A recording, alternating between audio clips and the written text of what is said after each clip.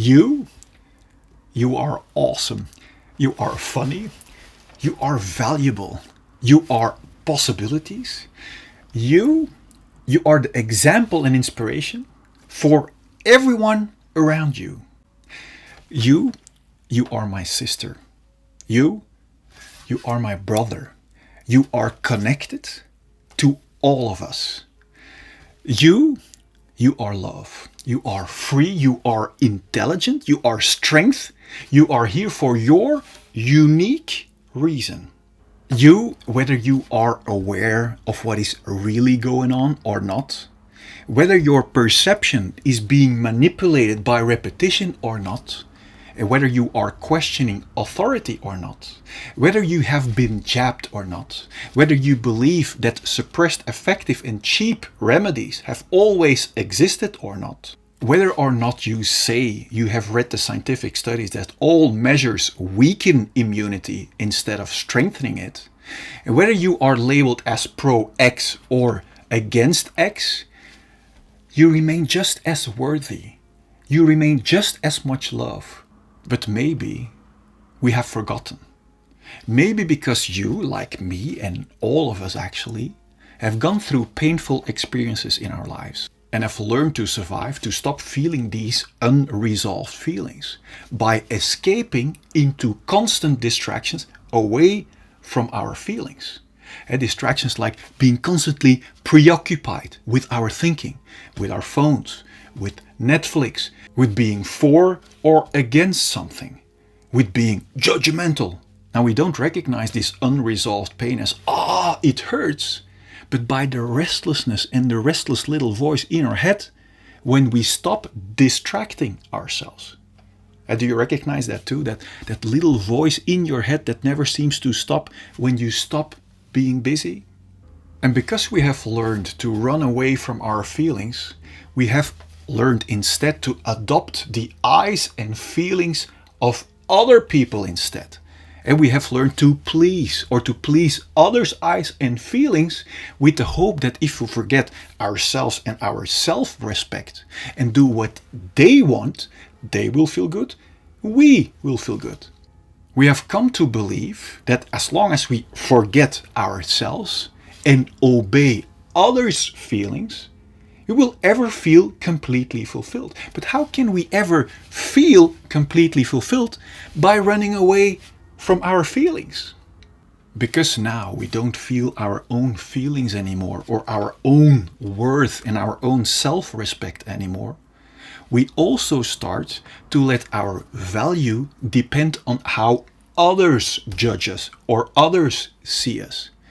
And we have also learned to let our value also depend on how well we copied other people's truth at school.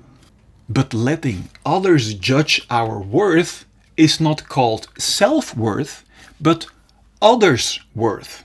So no wonder we all suffer from a lack of authentic self-esteem and self-respect first, and that we constantly let others steamroll over our boundaries, no matter how well we try to hide it or overcompensate it behind a mask of pretending or success.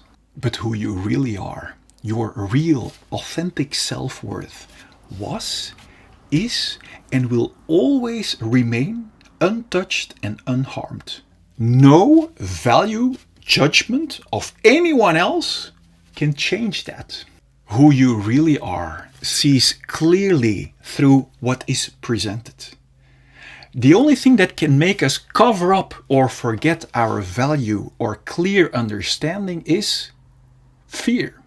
Fear literally injects ourselves physiologically with fight and flight biochemicals such as cortisol and adrenaline, very valuable in the short term to get short shot of extra energy, to constrict our focus and body functions, to run extra in the face of danger.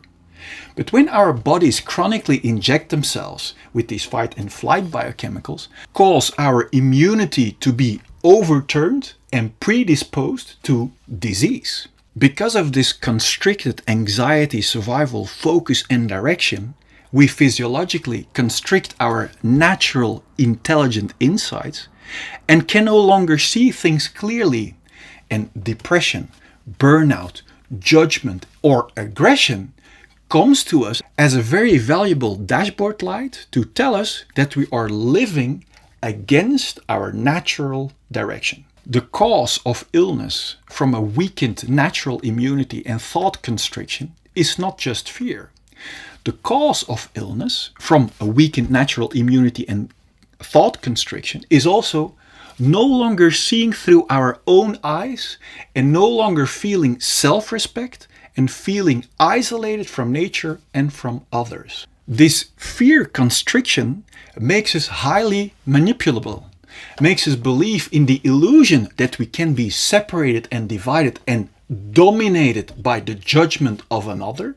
It makes us believe even more in the illusion that we should suppress our own eyes and feelings even more to obey others instead of following our heart and natural connecting intelligence.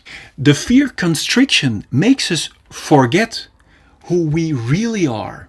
There is no need to be ashamed that you have allowed yourself to be led or constricted by fear. This is normal and naturally physiological.